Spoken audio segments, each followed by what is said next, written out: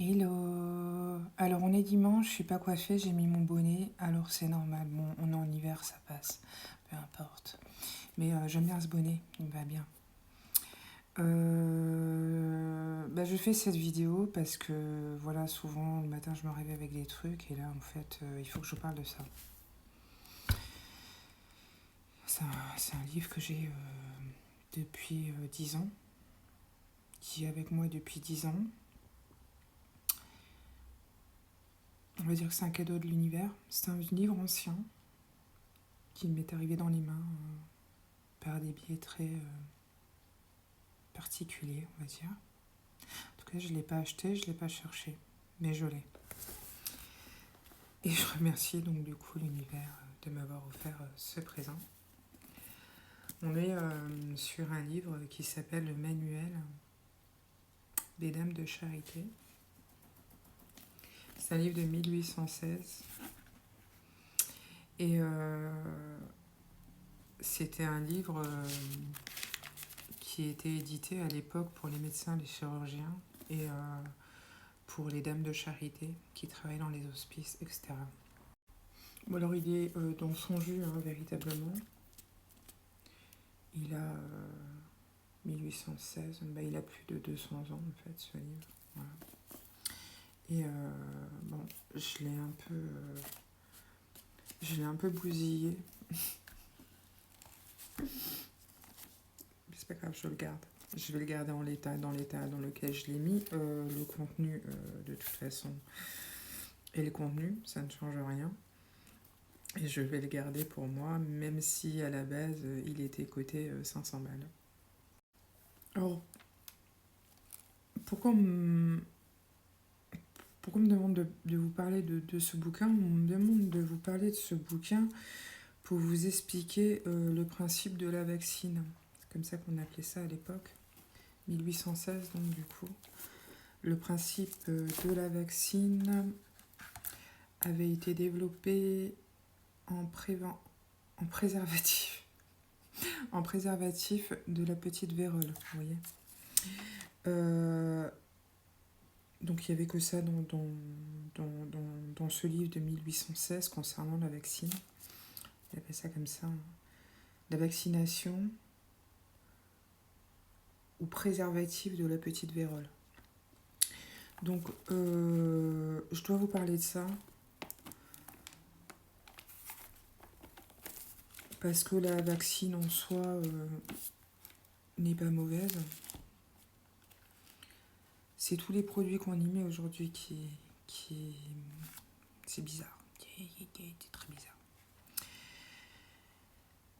Ce que dit le manuel des dames de charité, donc du coup, la vaccination est une opération par laquelle on inocule un fluide qu'on nomme vaccin à un individu qui n'a pas eu la petite vérole pour le préserver de cette maladie. On prend ce fluide en trempant la pointe d'une lancette dans les gouttelettes qui se forment sur un... Excusez-moi, c'est écrit à l'ancienne. Qui se forment sur un bouton de vaccine qu'on a piqué auparavant, mais il faut attendre pour cela que le bouton commence à s'argenter ou à blanchir. Alors le fluide vaccin devient visqueux et filant, ce qui indique qu'il est bon à inoculer. Il commence, au contraire, de perdre sa qualité contagieuse dès que l'auréole qui entoure le bouton vient à s'élargir. L'époque la plus favorable pour le prendre a lieu du 6e au 8e jour. Tous les praticiens sont convenus qu'il est préférable de vacciner de bras à bras, ce qui est facile aujourd'hui dans presque toutes les contrées parce que le vaccin s'est multiplié à l'infini. Cependant, si on voulait conserver ce fluide ou l'envoyer à des distances éloignées, il ne s'agirait que de le déposer entre deux plaques de verre qu'on appliquerait l'une contre l'autre et qu'on scellerait avec de la cire. On pourrait aussi en faire monter par aspiration quelques gouttelettes dans un tube capillaire, dont on boucherait les 2 extrémités. Quand on veut se servir du vaccin desséché, on le délaye sur une plaque de verre et on l'inocule ensuite avec la pointe d'une lancette ou d'une aiguille qu'on a trempée. On a proposé encore de conserver les croûtes desséchées qui tombent des boutons, d'en enlever la surface extérieure et de réduire le reste en poudre impalpable qu'on humecte jusqu'à consistance de sirop pour l'employer ci-dessus. L'opération pour inoculer le vaccin est des plus simples. Il suffit d'insinuer légèrement sous l'épiderme la pointe de la lancette ou de l'aiguille qu'on a trempée dans le virus. Il n'est pas nécessaire pour cela de faire couler le sang. On fait ordinairement 2 ou 3 piqûres à chaque bras afin d'être sûr de réussir. La vraie vaccine parcourt des périodes dans l'espace de 15 jours et la marche en est presque toujours paisible et sans orage. Il se manifeste seulement du 9e au 10e jour un léger mouvement de fièvre accompagné d'agitation, de bâillements, de dégoût, etc.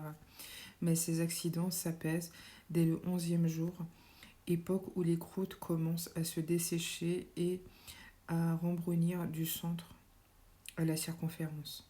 La fausse vaccine, au contraire, suit une marche plus prompte.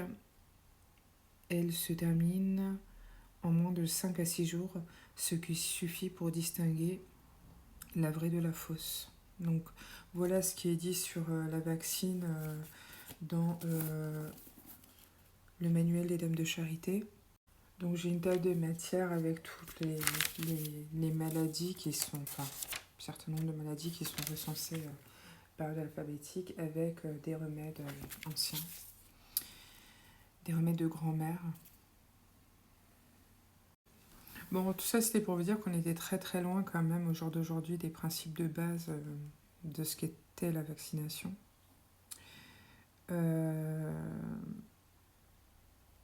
Parce qu'il n'a pas été question d'ADN, d'ARN, de microtechnologie, de graphène, de fœtus de porc avorté,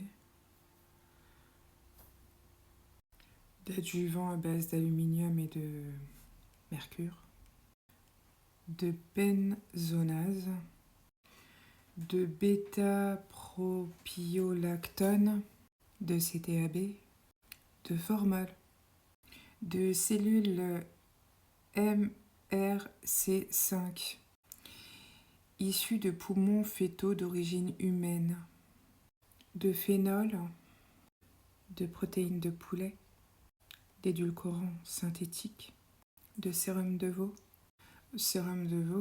extrait du sang de fœtus de veau. C'est glamour, hein.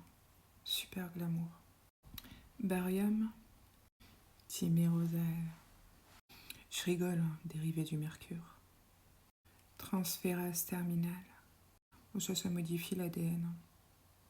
Ça touche au fond de moi. Il s'agit là donc, pour ma part, de recherche sur plusieurs années. Hein. J'ai des sources.